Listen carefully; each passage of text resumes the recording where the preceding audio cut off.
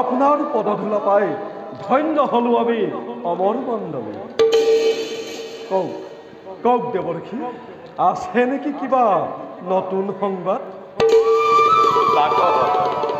বর্তমান নাই কোনো নতুন সংবাদ, কিন্তু ভবিষ্যৎবাণীটা পুতলি আনিছে মই মনতৰ পৰা।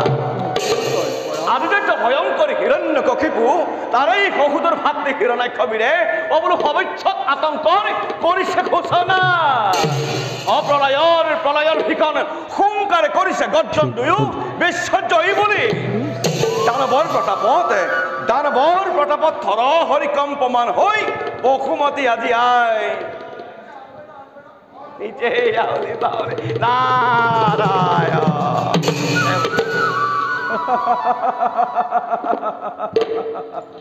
দেবরক্ষী, দানবর নিষ্ফল গর্জনত দেবরক্ষী, দানবর নিষ্ফল গর্জনত হব জানো কিবা দেৱতাৰ অপকাৰ?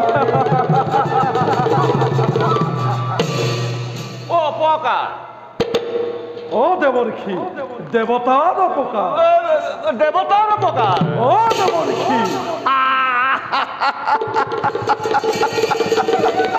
তুমি কচোন বাৰু চল বিশ্ব বলি হয় যদি দুই দত্তবীৰ বিশ্বৰ বুকুৰ পাৰ ৰব জানো তোমাৰ অমৰাৱতী ভিন্ন ৰূপ লৈ কোনা হেৰা পুৰন্দৰ আৰু যত মানে দেৱতা মণ্ডলী স্বৰ্গ মৰ্ত্য আকাশ পাতাল নাগ নল দক্ষ ৰক্ষ গন্ধৰ্ব কিন্নৰ সকলোকে লক্ষ্য কৰি কিন্তু প্ৰবল বেগেৰে আহি আছে হৌৱা হৌৱা হিৰণ্যাক্ষবীৰ।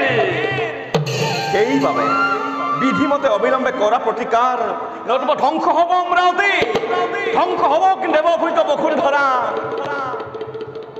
দেবৰক্ষী, দেবৰক্ষী, এটি পলকতে নাৰায়ণ।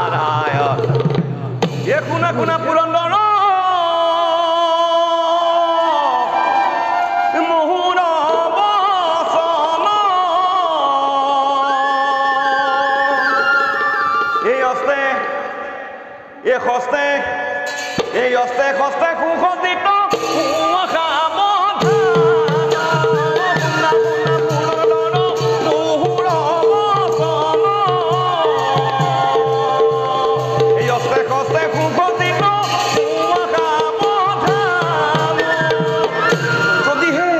যদিহে কৰিব দৈত্য নিধন তেন্তে কি কৰিবা দেৱ?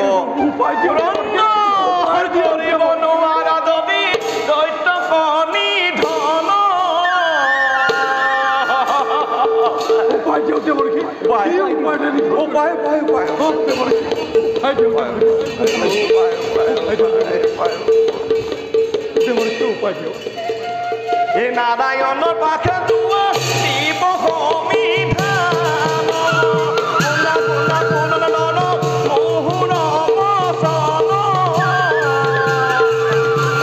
এই অতে কতে সুগন্ধিত পুৱা সাৱধান